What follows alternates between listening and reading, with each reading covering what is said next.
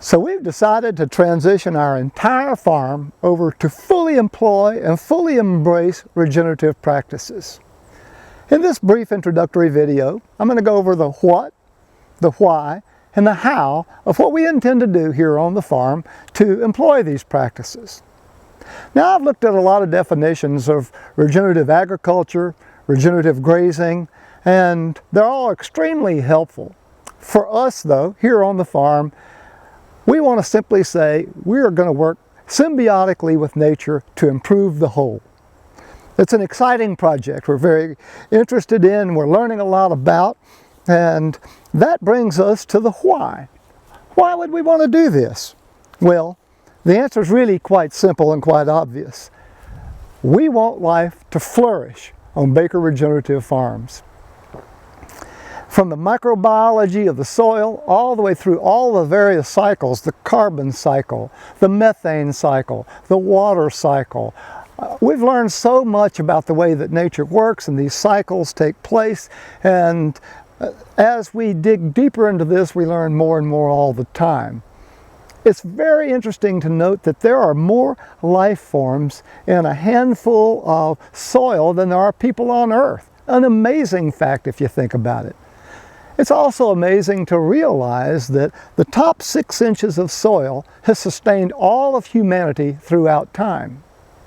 Now, it is unfortunate that many of the conventional agricultural practices these days, such as tillage agriculture with herbicides, pesticides, fungicides, and so forth and so on, synthetic fertilizers, actually are detrimental to the microbiology of the soil. They actually degrade it, even destroy it to some degree. So our goal is to enhance and create an environment where the microbiology of the soil flourishes. And from that, soil fertility flourishes. And from that, the plants that grow on the soil are more nutrient dense and healthier, so that the animals that are eating these plants, they're going to be healthier. We humans, either eating the animals or eating the plants, will be healthier too. Stronger immune systems, healthier in every way. Life flourishing. Isn't it great? Now, we've been living in this organic garden here. It's 1st of March, so we're just putting the garden in, but we've been living in this garden for nearly 20 years, getting the majority or a great portion of the foods that we eat out of this garden, along with the wildlife that we take off the farm. Imagine this.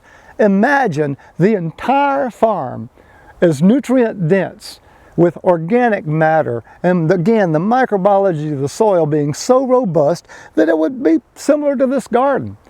Powerful stuff. I've actually been doing no-till multi-species plantings every spring and every fall for the last 10 plus years.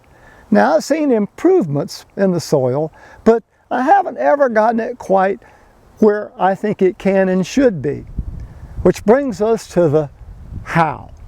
How are we going to do this? How are we going to increase all of the farm? And as I said, I've been working with the fields for 10 years doing no-till, and we've been practicing silviculture as intelligently as we know how, but with only 10% of the farm in fields, we haven't really impacted the entirety of the farm. So what is the answer to have every square foot of the farm start to be as strong as this garden? Animals. Simple as that. Animals. So to that end, we've brought in Corriente cows. It's an older breed cow that's as adaptive to browsing as it is to grazing. So we'll be using them in the woods to browse through the woods to start to try to create a sort of a savanna out there with a lush understory of highly diverse native seeds and shrubs and forages. We've also brought in goats. Now, 2 years ago, we had a hurricane come through and very damaging to the forest. A significant percentage of the trees got blown down. And that's growing up into terrible thickets and briars and basically a lot of undesirable species. So we're using the goats as well as the cows to go through, and the goats are going to go through there like army worms through small grains. They're just cleaning everything out. But the secret to making all of this work is we brought heavy equipment in, divided the entirety of the farm up into small paddocks, ranging anywhere from 5 acres or so to the biggest paddocks being around 60 acres. And the intention is to use electric fence and put a high density of animals on a small amount of acreage for a short duration, and then move them.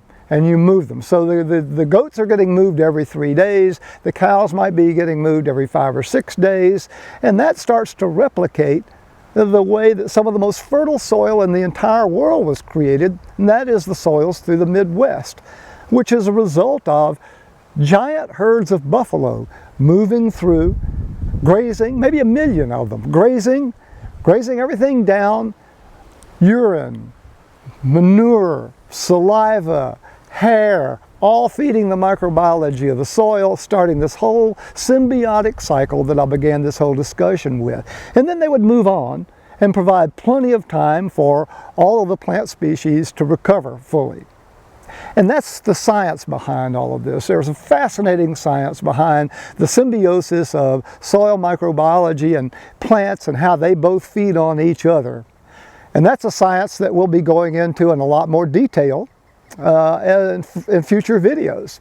So with that in mind, I'll bring this to a conclusion by saying, very excited to dig deeper into the science, very excited to dig deeper into the procedures that we'll be using and work together. There's a lot to learn, excited to get this venture going and excited to share. Hope you enjoy it as much as we do.